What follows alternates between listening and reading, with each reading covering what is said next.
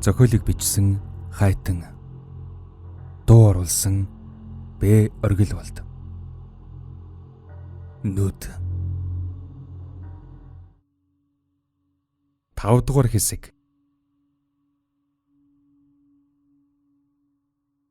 Том ачааны машины ачаан дээр зайгүй шахам өрсөн их эд бараан дунд шагагдан суусаар хотгийг их айлын зүг давхиж явлаа.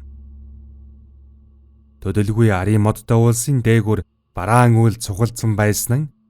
Тийм гэж хэлхийн зургүй шахам орой дээр ирж гээд хүчит цагилгаанаар нүдийг элбүүлж нүжгэнсэн их дуугаран зүрх чичиргэн байв. Үүний дараа ёс юм шиг хүйтэн бороо цутгаж эхлэхэд амар ачаануудыг тоосноос хамгаалж бүтээсэн хулдаасан доогуур шургалаа. Зам явсаар бороо зогсох болоогүй. Ачааны машин их усан борооноос зүгтэж эвтэйгсэн замаар явж өнгөрөхөд эмээтэйгэн хамт үүлэн зинхэр хангайтан үлгэр домогт умбаж үйлийн үрээн жаргалтайн эдэлж суусан тэрэл хөндийгөр туулж гарлаа.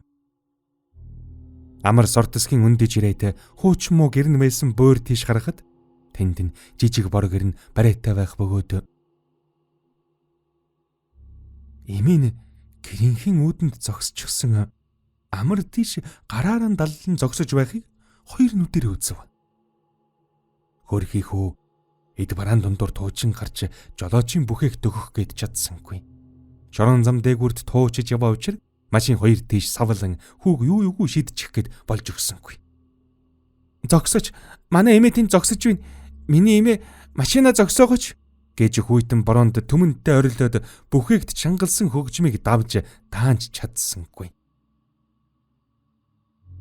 Хүү эмээрүүгэн гараан сунхан цөрхөртөл уйлсаар толготыг таван алга боллоо.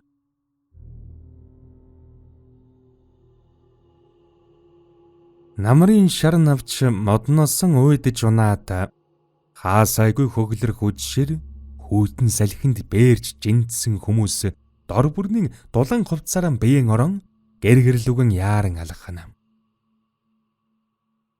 Нар шингэж дуусахтаа зэрэг шахам хотын гудамж хоосорч үлдсэн сүүлийн навчин энэ салхинд гөвөх моддоос өөр хинчгүй хоосон гудамны зүүн талд байх хуучин филармон тангимд хүн дүүрэн.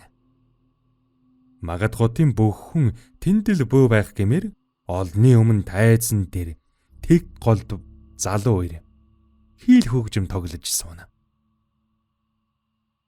Төвний хуруунуудад чавхтас дээр бүжиглэх мэт түргэн хөдөлж яг л зэмсэгнээс урсах их шиг бүрийг хуруугаран инхрийлэн хайрлаж байх шиг уран бас ярав.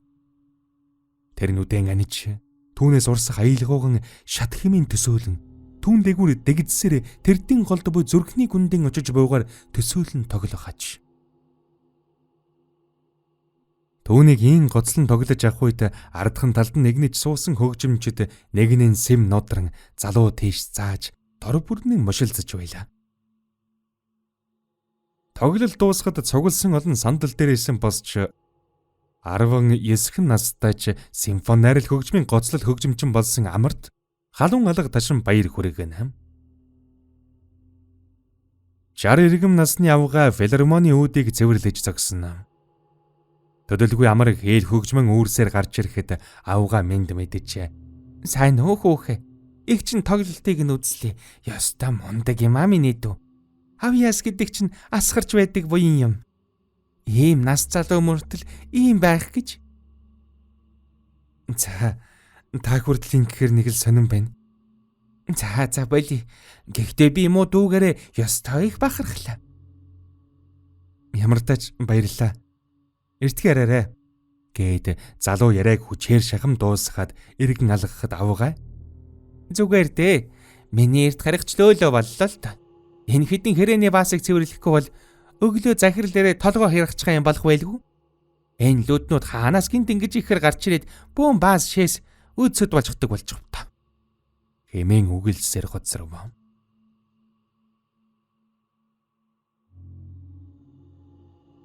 Амар гэртэн ирлээ. Гэр доторх байдал тэрл янзаараа. Яг л өглөө ажилдаа явхад байсан шиг. Өчигдөр ч ийм байсан. Уржигдэр бас түүний өмнөх өдөр. Өдөр бүр байдаг тэрл янзаараа. Өглөөний цайндан идэх гээд бараагүй таалайлмэл хадаж хорж яснаас өөрчлөгдсөн юм уугүй. Амар гар нүрэн угааж цэвэрлэж аваад бөөдөн дээр сун хөгжмөн гарган ирав. Тэр зөөлөн торгон алжуураар зэмсгэн бүсгүйхэн адил хөнгөн зүлгэх маяг үзүүлж чавхтас бүрийг нь ням байлан арчна. Энэ үедээ л амар хамгийн тайван бас жаргалтай байдаг.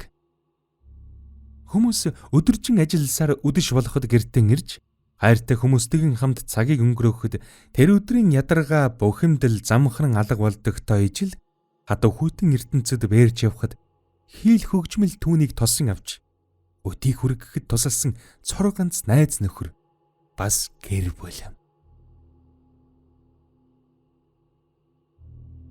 Тоглолтон тарж гэртэн ирээд хийл хөгжмийнхэн тоосыг арчиж суугаад амар хин хүнээс ч илүү тайван байдаг. Гэхдээ хаалга нүдэх хүртэл. Амар хаалганы цаана хэн байгааг хараагүй байсан ч мэднэ. Зөөлөн догших чимээнэ яваандан хэн нэгэн бүсгүн гонгных дуу болж хувирхан тэр. Энэ үед амар буудан дээрээс нь босч өөд рүү алхав. Амраа хаалгаад айлчгал та би орё л доо. Би дахиж чамайг шаналлахгүй амлаж байна гэж бүсгүйхэн хошууган унж болох үесэд хаалганы дүгжээ торхийн нээгдлээ. Бүсгүйн дугуй хар нүдэнд ожигэрэлтэн инээмсэглэж би чамайг надад уурлаагүй гэдгийг мэдчихсэн юм а гэсээр хажуугаар нь түлхэн гэрэл рүү ороод явчихав. Нэхмэл ноосон малгайтай бүсгүн хазар бээрснээс улаа батарч гар нь бээрчээ. Бушуухан л орж аваад галаагуурт хөлгараа наан сууна. Амар галын өрөө, зочны өрөөгд тусгаарлсан ширээг нуруугаараа налж элгийн тэврэн зогсохтон бүсгүйгээс хараа салгасангүй. Бүсгүй ихэндэн инээмсэглэж байсан нь сүүлдийн жаахан санаа зовбуу гэмээр болоод ирв. Бүсгүй амраа над руу битгий ингэж харалтаа. Чи яахвд надад сайн биш болохоор пичний нүдэнд тийм ч хөрхө харагддаггүй л байхаа. Би энийг бол мэдж байгаа. Гэхдээ чи надад бол айгүй сэтгэл татам харагддаг. Чиний араас гэрэл цацраад л хичнээн хөөрхөн гэж. Би чамайг ойлгосон. Гэхдээ ганцаар амьдардаг эрэгтэй хүний гэрт орой үдшээр ирээд өвж болохгүй шүү дээ. Ээж аав чинь юу гэж бодох вэ? Айл хөрш юу гэж харах вэ? Би бол угаасаа л энд амьдардаг хүн. Гэтэл чи эндээ салахгүй юм. Юу гэж харддаг юм? Чиний найз хүн л гэж харна. Угаасаа би чамд сайн. Тэгээд би чамтай хамт байх гэд дандаа ирээд байгаа. Айл хөрш чинь харж гад байхад чи харахгүй юм уу? Энэ хөөхнүүдээр юу бойлж үз. Би чамд ойлгохдохоор хэлсэн гэж бодсон юмсан. Чи бол миний хувьд зүгээр л сайн найз минь. Чи намайг бас баг сах ч гэсэн мэдэн штэ. Надад одоогоор хүнийг хайрлаж дурлалцах сонирхол алга. Тийм болохоор намайг ингээд мөрдөд мөшгөөд жугаа юм шиг үйлдэл хийгээд байгаад чинь би дуртай биш вэ. Би чамайг ерөөсөө мөрдөж мөшгөөгүй шүү. Чи намайг анзаарахгүй байхад л болно. Гэхдээ би чиний дэргэд байсаар л авах болно. Ингээд л болоо. Ийм амархан. Тэгээд дөр дүн юу юм? Нэг л өдөр чи намайг өгүүлнэ. Миний орон зайд дасна. Өөрөөр хэлбэл чи надад хайртай болно л гэж. Ирхээ. Амраа гэд бүсгүй залуугийн бэлхүүсээр тэврүүлэн хошууган царв байлгав. Амар түүнийг цааш түлхэж оргичхоод унтлахын өрөө рүүгэн явв.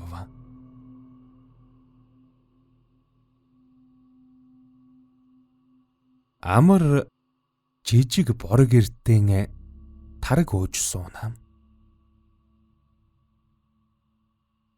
Хуучин модон аягныхан ёроолыг долоож дуусаад дээлинхэн ганцуугаар амаа шудран арчиж тийш харав.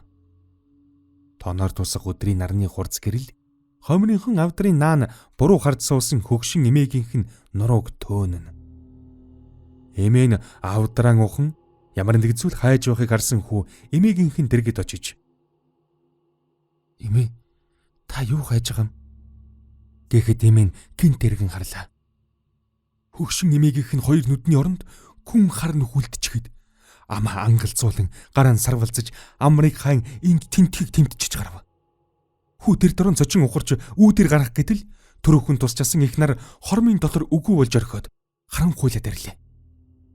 Эмээ нь амаа ангалзуулах бүрд жавжийг нь даган хүрэн цус урсаж байсан нь яваантан уруулыг нь даван асгарч гарав. Хүү үүд хавд ирэн хаалгаан түлхвэл онгойсонгүй. Өшөглөж, мөрлөж, янз янзаар үзэдч нэгдсэнгүйд хүү нуруугаар нь хаалгаан даран зогсно. Эмээ нь хоёр гараа сунган хэдэн хогшлон тэмтэрч түшиж алгасар хүүгийн өмнө ирээд "Эмээдээ над нүдэ өгчих" гэхин тэр. Хүү байдгаараа хойшналж үгүй гэвэл эмгэн хоёр алгаан дэлгэн нэгсээр байлаа. Хүү гараараа хаалганы төгжээ тэмтэр нээх гэж зогсоход эмгэн хоёр алган дээр хүрэн хар цусаар бөөлжиж нүж нь алганы хонхорхоод тунраад ирэхэд хүү тийш сарвайлаа. "Энийг аваад эмээдээ над нүдээ илгөчих. Эмээ нүдийг нь лавь" хэмээн нэхэж гархан тэр. Гинт мөрөнд нь хэн нэгний хүүтэн гар хүрэхэд амар хардарсан зүүднээс нь цочин сарлээ. Амрын орны хажууд ирэхээ байдгаараа айчгсан зогсож байхын тэр. "Чи зүгээр үү?" Зүгээр. Ингээд чи явахгүй юу гэж байгаа юм бэ? Өнөөдөр харин хонох газаргүй болцоход л. За. Чи ахаад хар дараад эхэлсэн юм уу? Би зүгээрээ. Чи явж унт. Яг зүгээр биз? Ирэхээ зүгээр унт. За. Гэсээрээ бүсгүй зочны өрөөрөө бутсан алхлаа. Зүүдлээрээ гүнж зэрэг зохиолыг бүтэн хувилбараар сонсохыг хүсвэл Mbook аппликейшн болон Mbook вебээр сонсороо.